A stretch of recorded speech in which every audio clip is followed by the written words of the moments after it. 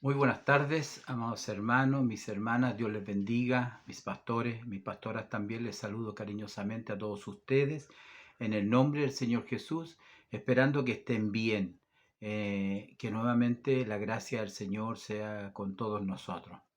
Una vez más, Dios nos permite poder revisar el estudio para la escuela dominical y vamos a orar al Señor para que Él nos dirija en todo en este tiempo, en estos 50 o una hora. Vamos a tratar con la ayuda del Señor revisar el capítulo 8 del libro de Levítico. Esa es la lección, ese es el capítulo que nos corresponde para este fin de semana y esperamos que sea de mucha bendición como lo ha sido para mí también. Oramos al Señor, mi Dios eterno, Padre misericordioso. Gracias le damos, Señor, por la vida, por la salud, por este tiempo que usted nos da, un tiempo de estudio, un tiempo de meditar en su palabra. Y le rogamos, Señor, que usted abra nuestro corazón, nuestro entendimiento para entender estas verdades eternas que nos permitan, Señor, conocerle más y mejor. Le pido ahora su bendición en el nombre de Jesús. Amén y amén. Bien, gracias al Señor por esta oportunidad. Quiero saludar cariñosamente en realidad a todos mis hermanos, tanto del norte como del sur, que de alguna u otra manera están revisando y mirando estas lecciones que el Señor ha puesto en nuestro corazón de poder hacer estos estudios. Es un estudio humilde en realidad, no soy un teólogo ni algo parecido. Sí entiendo algunas cosas y esas cosas que entiendo son las que Dios me ha dado a entender y las comparto con ustedes. Este libro de Levítico es un libro muy interesante, un libro descuidado prácticamente en la iglesia. Y, pero en ella encontramos las verdades eternas, encontramos el Evangelio lo encontramos acá, y es por eso que es tan importante poder entenderlo. Eh, en el Antiguo Testamento nos vamos a encontrar con muchos sacrificios, muchas ofrendas, y, y es necesario entenderlas desde el libro de Levítico. Así vamos a comprender todo lo que se hizo cuando se consagraban algunas cosas, los elementos que se usaban. Entonces es muy importante que nosotros podamos entender el libro de Levítico. Dios nos ayude entonces, nos hemos aventurado en este libro y esperamos con la ayuda del Señor que nos siga ayudando. Hasta aquí hemos visto los 5 sacrificios, los sacrificios por la culpa, los sacrificios por el pecado, los sacrificios por el yerro, los sacrificios también de olor grato al Señor, los holocaustos, y también hemos visto las ofrendas del grano, hemos visto las ofrendas de harina, hemos visto todas las ofrendas que se hacen y también la consagración. Así lo dice el capítulo 7 al final. Dice, esta es la ley del holocausto, de la ofrenda, del sacrificio por el pecado, del sacrificio por la culpa, de las consagraciones y del sacrificio de paz. Todo eso lo hemos estado viendo ya. Así que gracias al Señor por esta oportunidad que nos permite de poder mirar. Así que vamos a dar una pequeña introducción, porque no tenemos una introducción al oficio del sacerdocio. Hasta el libro de Éxodo se habían preparado todo el tabernáculo, todos los utensilios, todos los enseres, todos los muebles, todas las cosas estaban ya hechas, estaban fabricadas por manos hábiles de los artesanos que el Señor puso su entendimiento en ellos, en las mujeres, para poder trabajar el hilado, ¿no es cierto? Cosa primorosa. Y ahora ya estaba todo preparado. ¿Qué faltaba ahora? Faltaba el sacerdote, faltaba el que iba a oficiar, el que iba a usar, iba a trabajar en ese oficio tan especial. Entonces nosotros tenemos que entender de que el Señor muy tempranamente escogió a este pueblo, escogió a una nación, los llevó por el desierto, los libertó de Egipto y ahí a los pies del monte Sinaí se detuvieron por mucho tiempo para recibir las leyes, para hacer de ello un pueblo santo, un pueblo especial, real sacerdocio, nación santa. Ese era el plan y ese era el propósito de Dios, de que ellos allí al pie del monte Sinaí, delante de esa monumental estructura, esa piedra, ese monte rocoso, allí el Señor le entregara la ley, la ley. Entonces nosotros sabemos que antes del Sinaí, bueno, cada familia tenía un varón jefe, el jefe de familia que era como el sacerdote. Como decimos nosotros hoy en día, el sacerdote de la familia es el padre de familia. Bueno, ellos también lo tenían así, pero entendemos que cuando se le entregó las leyes, lo complicado de los sacrificios, los detalles de los sacrificios, era necesario ir más profundamente y tomar una mayor delicadeza. Por lo tanto, esta complicación de las ofrendas y los sacrificios en el tabernáculo, que tenía muchas exigencias, fue necesario que se instituyera el orden sacerdotal, que se instituyera, ¿no es cierto?, lo que nosotros conocemos como el sacerdocio arónico, del tipo arónico, que era una familia dedicada exclusivamente a estas labores.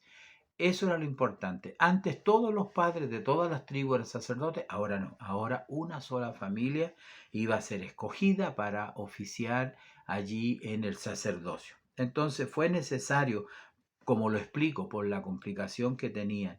Era más fácil que esta función fuera hereditaria, es decir, que de los padres fuera traspasada a los hijos, a los nietos y así sucesivamente por todas las generaciones. Era más fácil que el padre le enseñara al hijo y los hijos a los hijos de los hijos.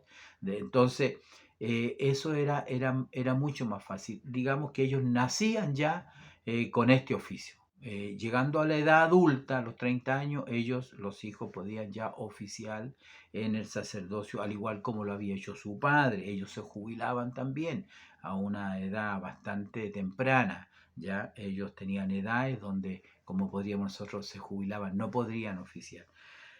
Entonces era muy importante y era más fácil transmitir de los padres a los hijos las detalladas reglas y leyes que regían a los sacerdotes y regían al pueblo. Entonces, por eso que era importante que esto fuera tomado por una familia. ¿A quién tomó el Señor? Todos sabemos, como buenos lectores de la Escritura, que tomó a Aarón, que tomó primero a la tribu de los levitas, y dentro de la tribu de los levitas, entonces tomó a la tribu de Aarón para que fueran sacerdotes. Hay un pasaje en la Escritura como la rebelión de Coré, que fue un pasaje triste. En el caminar en el desierto, Aarón tuvo muchas dificultades. Moisés tuvo dificultades, Aarón le ayudaba y ellos tuvieron muchas dificultades, pero el resultado de esta rebelión finalmente terminó con la muerte de los rebeldes, de cientos de ellos, con Coré, que era prácticamente un primo, también era un levita, era primo de Moisés, y ellos, después de esta rebelión, bueno, fue confirmado el ministerio del sacerdocio de Aarón. Usted recuerda cuando fue escogida la vara de Aarón. Hay un cántico allí que nos muestra que fue escogida esa familia cuando su vara reverdeció. Y más tarde, entonces, los levitas también ayudaban a los sacerdotes a trasladar el tabernáculo de un lugar a otro, a armarlo, trasladarlo, y también tenían una labor muy importante de ayudar a los sacerdotes. De esa manera, Aarón y sus hijos fueron nombrados por Dios para ser sacerdotes para el pueblo, para el pueblo. Así, Aarón fue el primer sumo sacerdote, el sacerdote, podríamos decir, el más importante de estos sacerdotes, el más importante. En el monte Sinaí, Dios le dio a Moisés todos los mandamientos con respecto a los sacerdotes, le dio cómo debían de vestirse, cómo debían de actuar, cómo debían de hacer los sacrificios. Todo se lo entregó el Señor a Moisés, incluyendo cómo consagrar a los sacerdotes, porque había que haber una consagración. Ellos no iban a empezar así nomás, ellos tenían que ser consagrados, y según el texto que tenemos nosotros, delante de todo el pueblo tenían que hacer este oficio. Si uno mira en el libro de Éxodo 29, en el libro de Éxodo capítulo 29, en el versículo 9, bueno, ahí lo dice claramente el Señor cómo escoge a estos varones y que realmente fue un pacto perpetuo. Dice así, Éxodo 29:9 dice, y les ceñirás el cinto a Aarón y a sus hijos, y les atarás las tiaras, y tendrán el sacerdocio por derecho perpetuo. Así consagrarás a Aarón y a sus hijos. Aprovechamos de pasar el dato que Éxodo 29 explica de la misma manera que Levítico 8. ¿Ya? Hay algunas pequeñas diferencias que más que diferencias son un aporte nuevo, un conocimiento nuevo a esta consagración de los sacerdotes.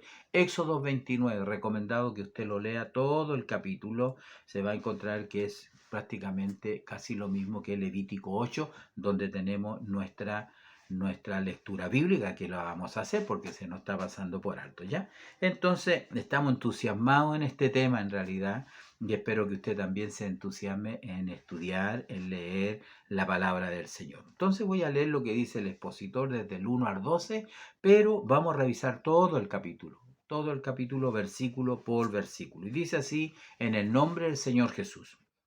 Habló Jehová a Moisés diciendo, toma a Aarón y a sus hijos con él, y las vestiduras, el aceite de la unción, el becerro de la expiación, los 2 carneros y el canastillo de los panes sin levadura, y reúne a toda la congregación a la puerta del tabernáculo de reunión. Hizo pues Moisés como Jehová le mandó, y se reunió la congregación a la puerta del tabernáculo de reunión, y dijo Moisés a la congregación, esto es lo que Jehová ha mandado. Éxodo 29. Entonces Moisés hizo acercarse a Aarón y a sus hijos y los lavó con agua. Y puso sobre él la túnica y le ciñó con el cinto, le vistió después el manto y le puso sobre él el éfod y lo ciñó con el cinto del éfod y lo ajustó con él. Luego le puso encima el pectoral y puso dentro del mismo el urim y tumim. Después puso la mitra sobre su cabeza y sobre la mitra enfrente puso la lámina de oro, la diadema santa, como Jehová había mandado a Moisés. Y tomó Moisés el aceite de la unción y ungió el tabernáculo y todas las cosas que estaban en él y las santificó. Y roció de él sobre el altar 7 veces y ungió el altar y todos sus utensilios y la fuente y su base para santificarlo y derramó del aceite de la unción sobre la cabeza de Aarón y lo ungió para santificarlo. Después Moisés hizo acercarse los hijos de Aarón, y les vistió las túnicas, les ciñó los cintos, y les ajustó las tiaras, como Jehová lo había mandado a Moisés. Amén. Como puede darse cuenta, he leído hasta el versículo 13, porque me parece un corte razonable en lo que para mayor entendimiento de nuestra lectura. Porque desde el versículo 14 ya comienza entonces la consagración propiamente tal. Habiendo leído entonces este texto, vamos a revisar el Salmo 132:9, para que no se nos vaya también. Es importante, bueno, hay un propósito ya de tener en cada lección un texto de memoria, que es muy importante para los predicadores, porque tal como lo dice, debe ser de memoria. Debe ser de memoria porque cuando usted le toque predicar, usted va a tener un bagaje, va a tener un baúl lleno de textos y el Espíritu Santo de Dios le va a traer esos textos precisos a su mensaje, a su predicación. Entonces es importante aprenderlo de memoria. Salmo 132, dijimos, Salmo 132, versículo 9 dice, tus sacerdotes se vistan de justicia y se regocijen tus santos. Amén. Tus sacerdotes se vistan de justicia. Una aplicación a la vestidura de los sacerdotes. Entonces, ya tenemos la lectura bíblica. Como dije, vamos a mirar todo este capítulo. Este capítulo. Dios nos ayude en el tiempo. Como dijimos, él fue el primer sacerdote, Dios le dio a Moisés esta bendición de ungir y consagrar a su hermano Aarón. Entonces, como dice este texto que hemos leído recién, el texto acerca de Éxodo 29:9, el linaje de Aarón fue continuo. Sirvieron ellos como sacerdote hasta la destrucción del templo en Jerusalén el año 70 eh, por los romanos. Por los romanos. Hasta allí llegó el oficio. Hasta el día de hoy no hay sacerdote, no hay oficio, no hay sacrificio, no hay nada. Ellos cumplieron ese trabajo hasta ese tiempo. Ahora, ¿qué función tenían los sacerdotes? Los sacerdotes, como todos sabemos, ellos debían de servir como mediadores entre Dios y el pueblo. Ellos también servían, representaban a Dios, también representaban al pueblo, traían sus ofrendas y sus sacrificios. Ellos intercedían y hacían expiación por el pecado del pueblo, por ellos mismos también, por la congregación, mediante sacrificios, que ya lo estuvimos mirando. Ya el sacrificio por el pecado, el sacrificio por la culpa, ellos tenían que oficiar allí en esa intercesión. También consultaban al Señor por la voluntad perfecta de Dios para ciertos asuntos del pueblo, de la iglesia, del pueblo, perdón. Ellos tenían que buscar la voluntad de Dios y tenían, ¿no es cierto?, lo que nosotros conocemos como el Urim y el Tumín, estas piedras, que era como quien diría un sí o un no. Entonces, de esa manera ellos consultaban a Dios por la voluntad divina y perfecta del Señor Jehová.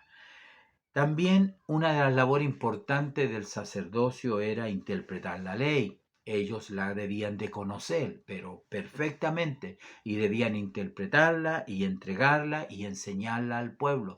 Eran los enseñadores, ellos eran los maestros que tenían que transmitir las leyes que aparecían allí en la ley, en los estatutos, en los mandamientos, en los decretos. Había leyes dietéticas, había leyes de todo tipo, leyes sociales, si pudiéramos decir, cuando había conflicto entre uno, entre otro, entonces ellos tenían que hacer justicia.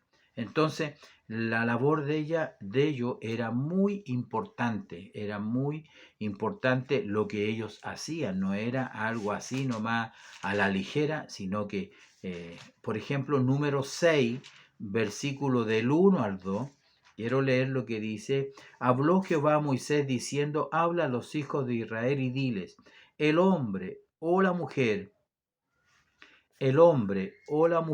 que se apartare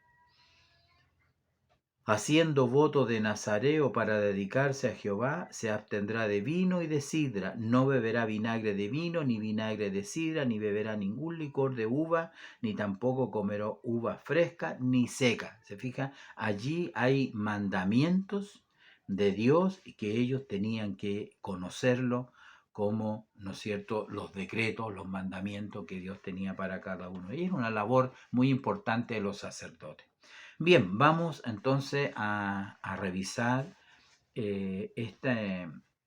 esta ceremonia de consagración, donde el Señor le habló a Moisés y le dijo, toma a Aarón y a sus hijos con él, toma las vestiduras que ya sabemos que estaban ya preparadas y hechas, ¿ya? Las vestiduras, toma el aceite de la unción, el becerro de la expiación, porque ya como digo en Éxodo 29, sabía él que tenía que hacer este sacrificio con un becerro y 2 carneros, un becerro para expiación y los carneros también, y el último, el tercer carnero, era como una ofrenda de paz. En estos sacrificios, si usted lee detalladamente el capítulo 8 de Levítico, se va a dar cuenta inmediatamente todo lo que hemos visto hasta aquí. Es decir, todos los sacrificios, los holocaustos, los sacrificios por el pecado, cómo se oficiaba, cómo se quemaba, cómo se derramaba la sangre o cómo se untaba con el dedo. Todo lo que usted ve acá, la ofrenda, ¿no es cierto?, de los granos, también la ofrenda de paz, donde había una comida, donde había un banquete, donde había comunión entre el pecador que ya había sido justificado, ahora tenía paz para con Dios, entonces tenía esta comunión de comer el sacerdote, la familia de él, en fin. Entonces, todo eso que nosotros hemos visto lo vemos aquí como de un solo tirón, de un solo tirón. Vemos todas las ofrendas, vemos todos los sacrificios por el pecado, las ofrendas de paz, las oblaciones, así se llaman, ¿no es cierto? Las oblaciones, es decir, ese sacrificio donde no había derramamiento de sangre. Entonces lo vamos a ver aquí. Por eso que él le dice, trae todas estas cosas, las vestiduras, ten el aceite de la unción, el becerro de la expiación, los 2 carneros, el canastillo con los panes sin levadura, y reúne a toda la congregación a la puerta del tabernáculo de reunión. Esa era la orden. La orden era que todo el pueblo tenía que estar allí presente para revisar, ¿no es cierto?, lo que él iba a hacer. ¿Ah? Entonces, amados hermanos, mirando estos pasajes que nosotros tenemos aquí, y analizando todo lo que tenía que hacer el sacerdote, porque de alguna manera el sacerdote era un tipo de Cristo, el sumo sacerdote era un tipo de Cristo, los sacerdotes no podían tener defecto. Cualquier hijo de un sacerdote que tuviera un defecto físico no podría oficiar, no podría hacerlo. Debían de casarse con mujer virgen y tenían muchas reglamentaciones en ese sentido. Entonces, por eso vemos acá, ¿no es cierto?, esto, lo que el Señor le pide a Moisés, para que tomara a Aarón y a sus hijos y todo lo que él. De las vestiduras, como dice acá, no vamos a hablar mucho porque ya ha sido un tema que ya lo hemos conversado años pasados en realidad, y hemos visto, si bien es cierto, la vestidura es muy importante porque las vestiduras revelan el carácter de la persona. Cuando uno ve a una persona y la ve vestida de una manera, de una forma, uno entiende qué es lo que hay en esa persona, ¿ya? Si imagínese una persona desinhibida, por ejemplo, va a usar ropa transparente, va a usar ropas cortas, una mujer va a usar minifarda, es una mujer desinhibida, no tiene, es muy distinta a lo que enseña la escritura, cuando la mujer debe vestir con pudor, con decencia. Ahí no hay pudor, ahí no hay decencia. Eh, entonces uno por la vestidura habla mucho, la vestidura transmite un mensaje. Nosotros también, el sacerdote también, al tener esta vestidura, todos sabían, ese era el sacerdote, ese es un levita, solamente por la forma de vestir. Qué importante. Para algunos no es importante la forma de vestir, aún en la iglesia. Entonces usted no diferencia entre el mundano y el cristiano, porque el cristiano tiene una forma distinta de vestirse, no como el mundo. No se viste como el mundo, se viste como mujer cristiana, como varón cristiano, como hijo de Dios con decencia, con decencia. Las modas del mundo son variables de tiempo en tiempo. Hoy veo que aparece la moda de la minifarda, me da la impresión. Y, y así hay muchas personas que usan vestidos extremadamente cortos. Entonces, la vestidura es sumamente importante porque muestran el carácter. El aceite de la unción, mire qué importante es conocer el aceite de la unción. Yo tenía una referencia aquí por si alguno no sabe qué es lo que era el aceite de la unción realmente. Y bueno, quiero leerle aquí en el Éxodo, en el capítulo 30, versículo 22. Mire, aquí usted puede encontrar lo que era este aceite que tenían que tener a la mano para ungir a Aarón. Dice, habló más Jehová a Moisés diciendo, tomarás especias finas y mirras, excelente, 500 siclos, y de canela aromática, la mitad, esto es 250. De cálamo aromático, 250. De acacia, 500, según el ciclo del santuario, y de aceite de oliva, un hin. Y harás de ello el aceite de la santa unción, superior ungüento, según el arte del perfumador, será el aceite de la unción santa. Con él ungirás el tabernáculo de reunión, el arca del testimonio, la mesa con todos sus utensilios, el candelero con todos sus utensilios, el altar del incienso, el altar del holocausto con todos sus utensilios y la fuente y su base. Así los consagrarás y serán cosas santísimas. Todo lo que tocar en ellos será santificado. Ungirás también a Aarón y a sus hijos y los consagrarás para que sean mis sacerdotes.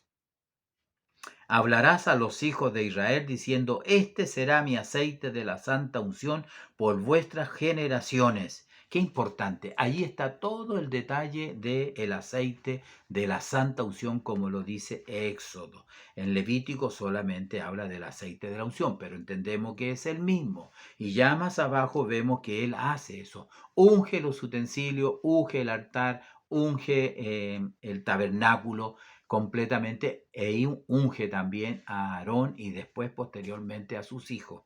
Entonces es muy importante que nosotros entendamos qué es lo que era el aceite de la santa unción, que además por los componentes era aromático, era de un olor agradable, ¿ya? Entonces, tomando todas esas cosas, los carneros, el becerro, el aceite, el canastillo con los panes sin levadura, aquí aparece eso, pero más adelante o más atrás aparece el detalle, ¿no?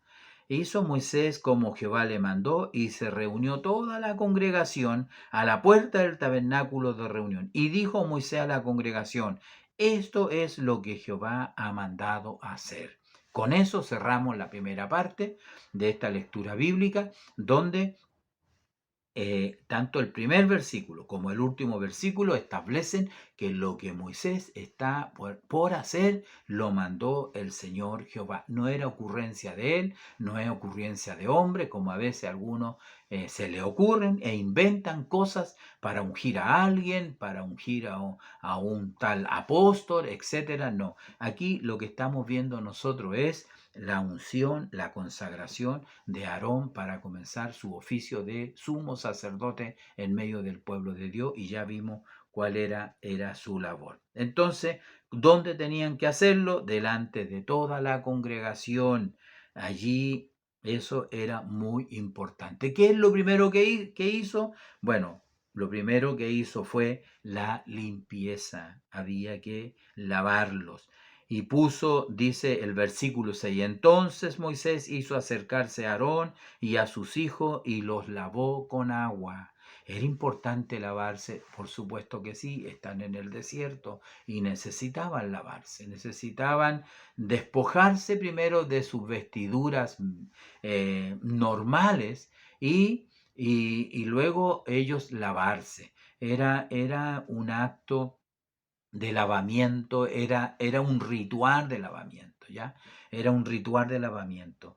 Eh, no era necesario, como dicen algunos expositores, sumergirse, porque los inmersionistas, los que hablan de los bautismos, de la inmersión, etcétera, exhortan y hablan, pero aquí no lo dice eso. Aquí yo siento que era un ritual que había que lavarse, seguramente las manos, los pies, porque los pies están en contacto con el polvo de la tierra del desierto, las manos también con lo que uno toca, etcétera, quizás la cara, en fin, pero no creo que hayan expuesto su desnudez delante de todo el pueblo, ¿ya? Entonces, esto es un acto de limpieza, como Jesús tomó toalla, tomó un lavatorio y le lavó los pies a sus discípulos, y eso fue suficiente para que ellos estuvieran limpios. Alguien le dijo, Señor, lávame. Primero dijo que no, tú no me vas a lavar. Luego le dijo, bueno, si es así, porque Jesús le dijo, si no te lavo no tienes parte conmigo. Entonces, bueno, lávame la cabeza, las manos, la cara, todo.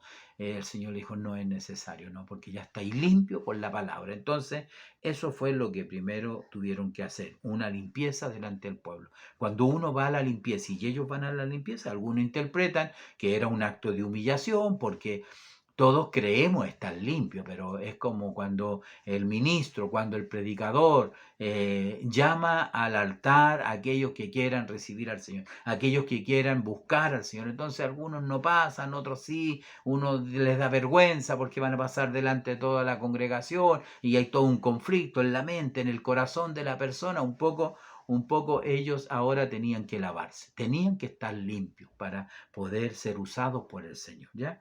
Dice, y puso sobre él la túnica, y le ciñó con él el cinto, le vistió después el manto y puso sobre él el éfod. Y lo ciñó con el cinto del éfod y lo ajustó con él. Luego le puso encima el pectoral y puso dentro del mismo el urín y tumín. Después puso la mitra sobre su cabeza y sobre la mitra en la frente puso la lámina de oro, la diadema santa, como Jehová había mandado a Moisés. Entonces, desde el versículo 7 hasta el versículo 9, encontramos ahora las vestiduras del sacerdote. Así ellos se vistieron. Como digo, estas vestiduras no vamos a entrar en muchos detalles, solamente algunos comentarios que eran vestiduras dignas de su cargo. Eran vestiduras y era la hermosura que ellos tenían de ese trabajo tan acabado que ellos, no era cualquier cosa, era de acabado, era de terminaciones finas, con hilo de oro, carmesí, púrpura, era muy precioso. Por ahí en internet usted puede buscar y puede tener toda esa imagen, esas ilustraciones y se va a dar cuenta cómo ellos se vestían. Como digo, era, por ejemplo, la túnica, era una túnica blanca de lino, porque el blanco representa la pureza, el lino también, entonces era importante que representara una vida limpia y santa, ¿ya? El manto de éfod de azul de lino sobre la túnica, el éfod también era algo más corto, que estaba unido en los hombros con una piedra. Aquí en este lado tenía una piedra grabada 6 tribus, al otro lado 6 tribus más, que representa cuando hicimos el estudio, eh, que el sacerdote llevaba sobre sus hombros el peso de su responsabilidad y de representar al pueblo cuando entrara a la presencia de Dios. Lo mismo pasaba, ¿no es cierto?, con acá, como dice aquí, el éfod, el pectoral, que estaba en el pecho, aquí justo en el corazón, ahí estaban las piedras que representaban a cada tribu, que tampoco vamos a ahondar más en eso, pero también es importante, él entraba a la presencia del Señor y ahí en el pecho, en el corazón, en los sentimientos, él representaba a todo el pueblo cuando estaba delante de Dios. Entonces, es importante. En la parte de abajo, ¿no es cierto?, llevaba unas campanitas que sonaban cuando el sacerdote estaba adentro y nadie sabía en el pueblo que si dejaban de sonar es porque el sacrificio no había sido acepto y el sacerdote podía morir allí. Entonces había que tomar otras medidas para que él lo pudieran sacar, porque Dios es un Dios de vivo, no es un Dios de muerto. Y era muy importante sacar la gente que pudiera morir, ¿no? Entonces, como digo, también ahí tenía, ¿no es cierto?, otra bolsita donde estaba el urín, el tumín, como ya dijimos, para consultar al Señor, ¿ya? Y finalmente, como dice la lectura acá, la diadema santa, como Jehová había mandado. Él tenía en la cabeza lo que se llama la mitra, un turbante, ¿no es cierto?, en su cabeza, pero lo más importante del turbante era justamente, como dice aquí, la diadema santa que decía santidad a Jehová. Volviendo a Hechos 28:36, usted puede leer ahí, dice, y harás además una lámina de oro fino y grabarás en ella como grabadura de sello, santidad a Jehová, y la pondrás con un cordón de azul y estará sobre la mitra, por la parte delantera de la mitra estará, y estará sobre la frente de Aarón, y llevará Aarón las faltas cometidas en todas las cosas santas que los hijos de Israel hubiesen consagrado en todas sus santas ofrendas, y sobre su frente estará continuamente para que obtenga gracia delante de Jehová. Ahí, ¿no es cierto? Éxodo 28, 36, 38 está el detalle de esta diadema santa, como habla el versículo 9. Avanzando en esta lectura bíblica, porque es una ceremonia, ¿no? Que es correlativa, que va un paso tras otro, viene entonces ahora en esta consagración, viene la unción del sacerdote en el capítulo 10. En el capítulo 10 viene, perdón, en el versículo 10 viene la unción del sacerdote. Los sacerdotes no se consagraban a sí mismos. Había otro que tenía que consagrarlo. Una vez que fue consagrado a Aarón, él era el quien consagraba, y así sucesivamente. En este caso lo hizo Moisés. Moisés en este caso oficiaba como Dios, digámoslo así, guardando un poco las comparaciones, pero él es el que estaba iniciando este oficio, ¿ya? Entonces, ellos realmente no se consagraban a sí mismos, sino que lo hacía otra persona. Como digo, en esta instancia fue Moisés que actúa en lugar de Dios o en lugar de Jehová. La unción del tabernáculo y sus enseres. Vamos a leer. Tomó Moisés el aceite de la unción, que ya lo conocemos, y aquí él está haciendo lo que le había dicho ya en el Éxodo 29. Y roció sobre él, sobre el altar, 7 veces. Eso no lo decía en el otro, sino que tenía que ungir todos los muebles, y lo dijo con todo detalle. Y ungió sobre él el altar 7 veces, y ungió el altar y todos sus utensilios, y la fuente y su base, para santificarla. Y el versículo 12 dice, y derramó del aceite de la unción sobre la cabeza de Aarón, y lo ungió para santificar. Aquí él derrama sobre la cabeza, ¿no? Derrama. La doctrina del bautismo es derramamiento.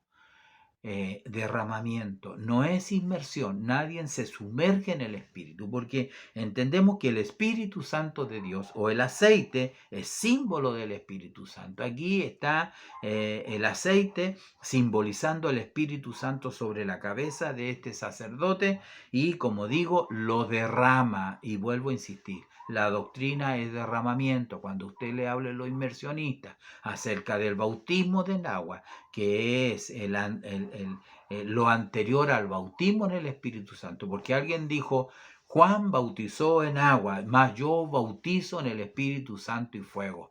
Si cambiáramos las palabras, ¿no es cierto?, y tomáramos lo que significa la palabra bautizo, bautizó, que sí es inmersión, entonces tendríamos que decir Juan sumergió en agua, más vosotros seréis sumergidos en el Espíritu Santo. Y eso es antibíblico, porque siempre cuando hablamos del bautismo, la unción del Espíritu Santo es derramamiento, siempre viene de arriba. Este es un paréntesis que no lo había pensado, pero ya lo dije. Alguno tenga duda, bueno, estamos aquí para poder hablar de esas cosas. Hice un estudio del bautismo en agua. Cualquiera puede tenerlo. Así que, ¿qué es lo que hace aquí Moisés? Derrama del aceite de la unción sobre la cabeza de Aarón y lo ungió para santificarlo. Después, Moisés hizo acercarse a los hijos de Aarón y les vistió las túnicas, les ciñó los cintos y les ajustó las tiaras como Jehová lo había mandado. ¿Qué pasa con el versículo 13? Aquí no hay unción de los hijos del sacerdote. Lo único que hace es que ellos se visten con los trajes, y además hace énfasis en que el turbante que ellos llevan, el gorro que ellos llevan, no es como aparece acá, como la mitra. Ellos usan otro que se llama la tiara, que es blanco también, y también tiene para sujetarse a sus cabezas, y les ajustó las tiaras como Jehová lo había mandado a Moisés. Hasta el versículo 13, solamente Moisés fue ungido con aceite. Eso es importante que nosotros lo podamos ver, ¿no? Él vistió a los hijos y les ajustó las tiaras. Vamos Y continuamos ahora con el versículo 14. Aquí viene, ¿no es cierto?, la consagración. Aquí viene ahora el sacrificio de los animales que ya el Señor en el versículo 1 le había dicho que tenían que tener. ¿Qué animales van a entrar a esta consagración? Un becerro y 2 carneros. Luego hizo traer el becerro de la expiación, así se llama. Cuando usted escucha, cuando usted lee algo de la expiación, está relacionado con el pecado, está relacionado con la culpa, está relacionado por el hierro, está relacionado con las faltas, las ofensas hacia Dios que tiene que ser expiado con un animalito inocente, con su sangre, porque sin derramamiento de sangre no hay perdón de pecado. Los hombres tienen que confesar su pecado y ese animalito que es un sustituto, como lo fue nuestro Señor Jesucristo cuando Él quiso morir por usted, entonces Él es nuestro sustituto y de esa manera, de esa forma, el pecado nuestro, el pecado del sacerdote, el pecado en este caso de Aarón, porque Aarón era un hombre igual que usted y yo, el pecado era traspasado a ese animalito. Entonces leemos aquí que él hizo traer el becerro de la expiación y Aarón y sus hijos, mire, pusieron sus manos sobre la cabeza del becerro de la expiación. Usted ya sabe ya lo que significa. Si ha estado en todas las escuelas dominicales habrá entendido que hay un traspaso de pecado y eso lo hacían con el acto de poner las manos sobre el animalito. Tanto Moisés como sus hijos, y lo degolló Moisés y tomó la sangre y puso con su dedo sobre los cuernos del altar alrededor y purificó el altar y lo echó la demás sangre al pie del altar y lo santificó para reconciliar sobre él. O sea, este es un sacrificio por el pecado. Después tomó toda la grosura que estaba sobre los intestinos y la grosura del hígado, los 2 riñones y la grosura de ellos, y lo hizo arder Moisés sobre el altar. Es decir, toda la parte interna, la grosura que siempre era del Señor. Algunos dicen, lo mejor es del Señor. Sí, voy a hacer una comparación, espero no ser ofensivo, pero la pupila gustativa de las personas les encanta la grasa. Les encanta. Si usted le saca toda la grosura a la carne o a las cosas, a usted le queda algo desabrido, ¿no? Es una comparación un poco humana, ¿ya? Pero eso es así, eso es así. Entonces, toda la grosura que estaba en los intestinos, la grosura del hígado, de los riñones, todo eso lo hizo arder sobre el altar. Más el becerro, o sea, todo lo que restaba, su piel, su carne, su estiércol, lo quemó al fuego fuera del campamento como Jehová lo había mandado, porque era un sacrificio por expiación por el pecado.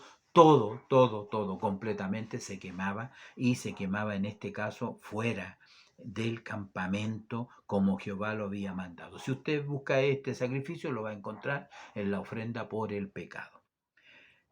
El versículo 18, después hizo que trajeran el carnero, el primer carnero del holocausto, así se llama, este es el sacrificio del holocausto. Y Aarón y sus hijos pusieron sus manos sobre la cabeza del carnero y lo degolló y roció Moisés la sangre sobre el altar alrededor y cortó el carnero en trozos y Moisés hizo arder la cabeza y los trozos y la grosura. Lavó luego con agua los intestinos y las piernas y quemó Moisés todo el carnero sobre el altar, holocausto de olor grato, ofrenda encendida para Jehová, como Jehová lo había mandado a Moisés. Este sacrificio con el anterior son parecidos, solamente con una observación que se supone que ya tendría que haberse diferenciado en los sacrificios anteriores, porque hay ofrenda de olor grato a Dios. Cuando un animalito representa a Cristo, es símbolo de Cristo, tiene todas las perfecciones de Jesús, todas las perfecciones, o sea, como el santo ser que Él fue, en Él no había pecado. Pero cuando el animalito representa al pecador, ¿no es cierto? Al hombre pecador, entonces tiene toda la culpa y la mancha del pecado. El texto dice, Él se hizo pecado por nosotros, Él se hizo pecador por nosotros, Él cargó sobre sí el pecado de todos nosotros. Entonces, eran dos sacrificios que eran un poco distintos. Uno se quemaba completamente y terminaba fuera del campamento, y el otro, ¿no es cierto?, era uno que se quemaba totalmente en el altar. Y como dice la parte final, del 18 al 21, mire, lavó todo los intestinos, las piernas. En el otro no lavó nada.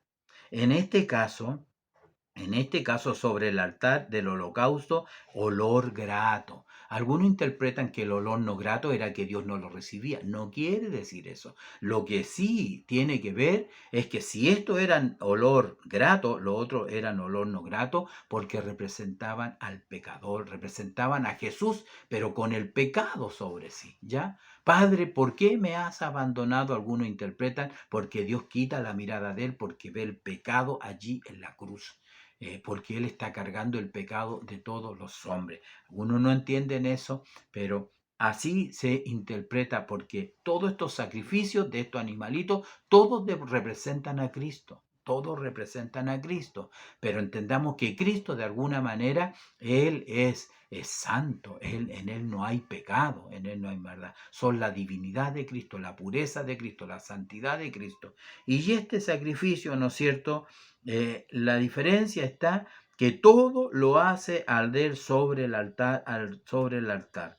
Aquí él no lo llevan fuera, como en el caso de Jesús, que tuvo que salir fuera de la ciudad y fue crucificado fuera de Jerusalén. Bien, hasta el versículo 22, ahora sigue la consagración, pero esto aquí tiene que ver la aplicación de la sangre, la que se derrama, la que se derrama. Y este es como el sacrificio de paz, porque en esta parte también, parte del animalito, ellos pueden compartir y comer, ¿ya?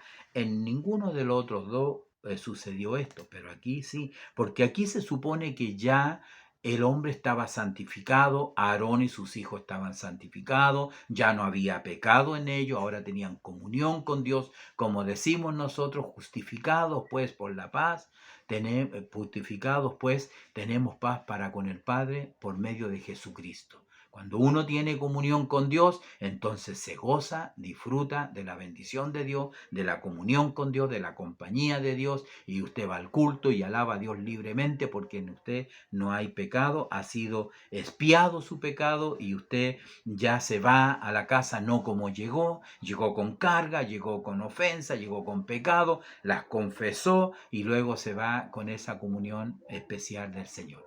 Entonces, Dios nos bendiga. Versículo 22, usted tiene que seguir estos estudios con su Biblia ahí a la mano, es lo ideal. Versículo 22, entramos, ¿no es cierto?, a la aplicación de la sangre. La aplicación de la sangre le vamos a poner acá. Entonces, dice, después hizo que trajeran el otro carnero, el carnero de las consagraciones. Aarón y sus hijos pusieron sus manos sobre la cabeza del carnero y lo degolló. Y tomó Moisés de la sangre y la puso sobre el lóbulo de la oreja derecha de Aarón y sobre el dedo pulgar de la mano derecha y sobre el dedo pulgar de su pie derecho. Hizo acercarse luego los hijos de Aarón y puso Moisés de la misma manera, ¿no?, de la sangre en el óvulo derecho de la oreja derecha, sobre los pulgares de sus manos derechas y sobre los pulgares, porque estamos hablando de sus hijos, de sus pies derechos, y roció Moisés la sangre sobre el altar.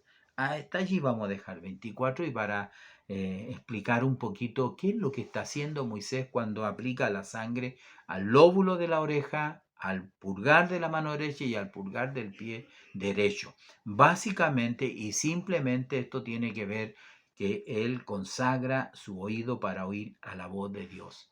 estar siempre atento. Como dijo alguien, manda Señor que tu siervo oye. Como dijo Pablo, ¿qué quieres que haga, Señor?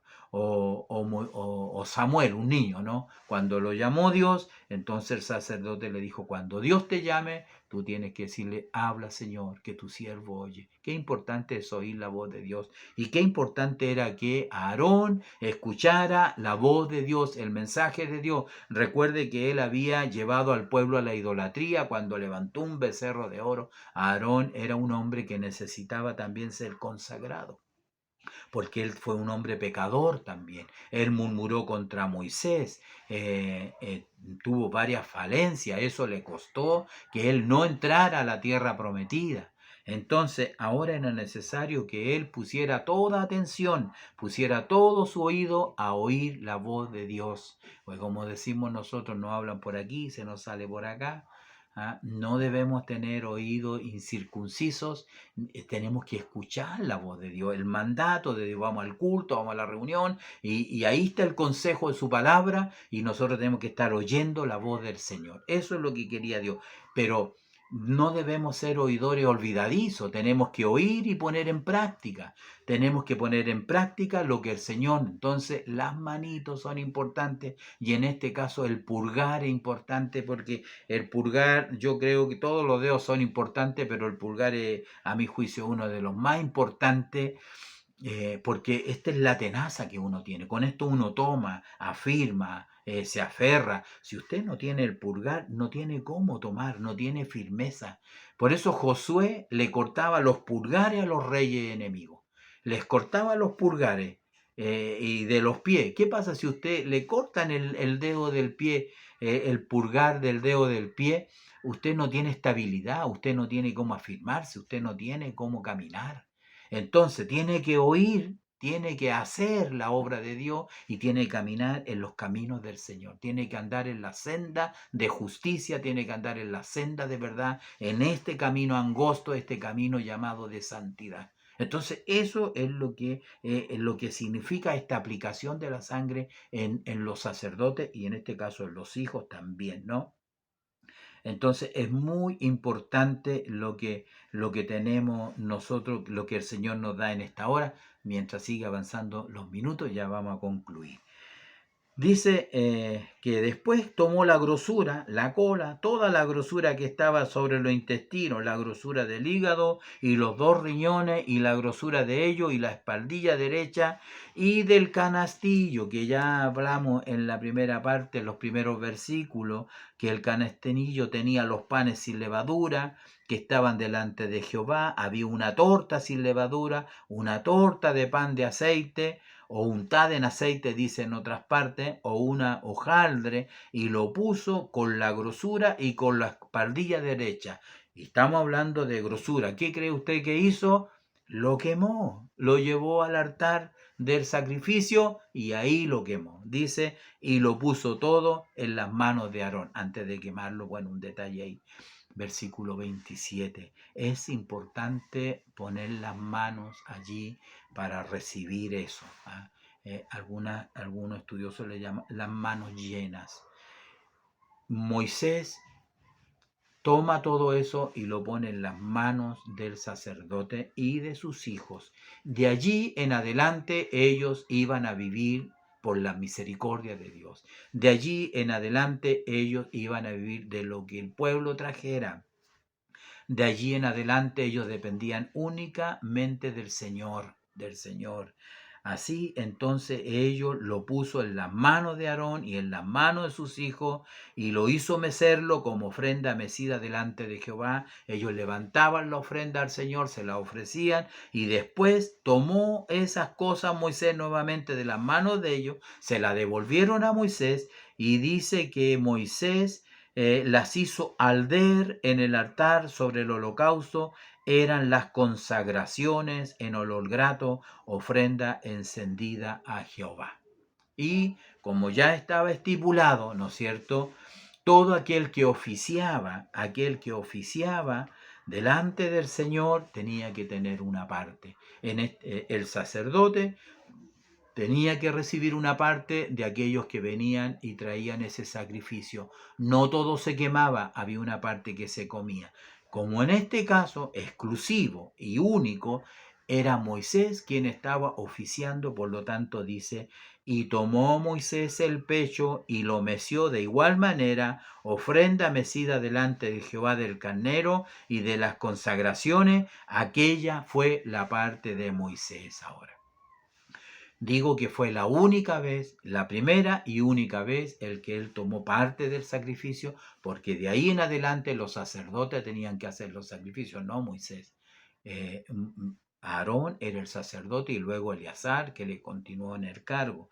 Por eso que dice que aquí fue la parte de Moisés como Jehová lo había mandado. El versículo 33 del capítulo 7, usted puede leer y dice: el que de los hijos de Aarón ofreciere la sangre de los sacrificios de paz y la grosura, recibirá la espaldilla derecha como porción suya. Es decir, que el que oficiaba se beneficiaba, por decirlo de alguna manera, también de ese sacrificio, que parte se quemaba, pero parte se comía, parte se disfrutaba en un banquete, en una comida. ¿Ya?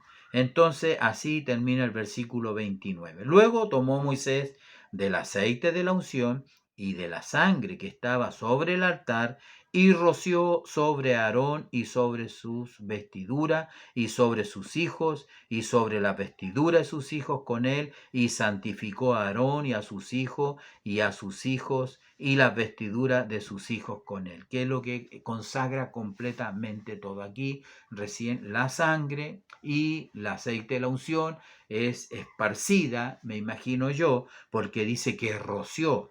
Acá, cuando lo hizo, ¿no es cierto?, con el sacerdote, lo hizo antes. Él derramó aceite. Derramar y rociar no es lo mismo. Entonces, así fueron consagrados los sacerdotes, los hijos de Aarón. Hay que entender hasta aquí una cosa que es muy importante. Como Moisés es de alguna manera, el sumo sacerdote, Aarón, es un tipo de Cristo, fíjese usted acá que él fue ungido y luego vinieron los sacrificios. ¿Ya? Entienda esto. Primero fue ungido por Dios y luego vinieron los sacrificios. Tendría que haber sido todo lo contrario, ¿no? Tendría que haber sido un sacrificio por el pecado y luego haber sido ungido. Así sucedió con los sacerdotes, los hijos de Aarón, pero no con el sumo sacerdote. Él fue ungido primero. Y como es símbolo de Cristo, como es un tipo de Cristo, Cristo no necesitó hacer una ofrenda por su pecado. Él, cuando vino al Jordán a iniciar su ministerio, que podría decirse que es como iniciar este ministerio como Aarón, él vino a un bautismo que era por los pecados, pero él no tenía culpa de pecado. Él entró al agua, el agua significaba, me imagino yo, el lavamiento. Y el Espíritu Santo, ¿no es cierto?, no en forma de aceite como Aarón acá, dice que en forma de paloma se posó sobre él, y una voz del cielo decía: este es mi Hijo amado, en él tengo complacencia. Entonces, así entendemos por qué Aarón fue ungido primero antes de los sacrificios del derramamiento de sangre. Y en el caso de los sacerdotes, los hijos de él, fue totalmente distinto. Entonces entramos ya ahora al versículo 31, que dice: y dijo Moisés a Aarón y a sus hijos: hervid la carne a la puerta del tabernáculo de reunión. ¿Se encontró alguna vez con una palabra las cazuelas? Bueno, ellos hervían, también comían carne, ¿no es cierto?, hervida, ¿ya? Y no quiero decir, no me malinterprete, no es como la cazuela chilena con el choclo, con la papita, no. Aquí, como dice aquí, dice: hervir la carne a la puerta del tabernáculo de reunión y comedla allí con el pan que está en el canastillo, porque no todo el pan se llevaba tampoco al altar de sacrificio y se quemaba. Quedaba pan y en el canastillo de las consagraciones, según yo he mandado, diciendo a Aarón y a sus hijos la comerán. Y lo que sobre de la carne del pan lo quemaréis al fuego. Si de ese sacrificio, de ese animalito, de ese segundo carnero, que era el carnero ¿no es cierto?, de las consagraciones, sobraba carne, ya lo vimos la semana pasada, no podía quedar más allá del tercer día. Al segundo día, lo que quedara del segundo día tenía que quemarse completamente. La explicación es que el sacrificio es perfecto. Al sacrificio no le falta nada, no le sobra nada. El sacrificio de Cristo fue perfecto y él dijo, consumado es, se consumió completamente. Lo que no podían comer ellos, entonces lo tenían que quemarlo completamente. Y finalmente dice la escritura en esta parte, este sacrificio final que hemos visto con el segundo es como el sacrificio de paz, ¿ya? De la puerta del tabernáculo reunión no saldréis en 7 días hasta el día en que se cumplan los días de vuestras consagraciones, porque por 7 días seréis consagrados. El 7 es obviamente para todos nosotros un sinónimo de perfección. Todo esto está perfectamente ideado en el plan de Dios. De la manera que hoy se ha hecho, mandó hacer Jehová para espiaros.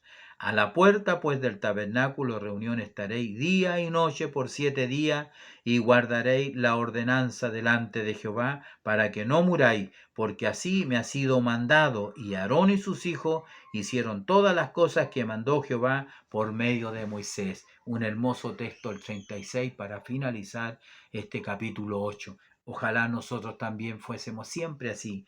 Y Aarón y sus hijos hicieron todas las cosas que mandó Jehová por medio de Moisés. Nosotros también pudiéramos tener ese sentir en nosotros, hacer todas las cosas que nuestro Dios nos ha mandado a través de esta su palabra. Ha sido hermosa la lección que el Señor nos ha dado en esta hora y esperamos que sea motivo de mucha bendición, amados hermanos, mis pastores. Dios les bendiga, que tengan un hermoso fin de semana, siempre en la presencia del Señor.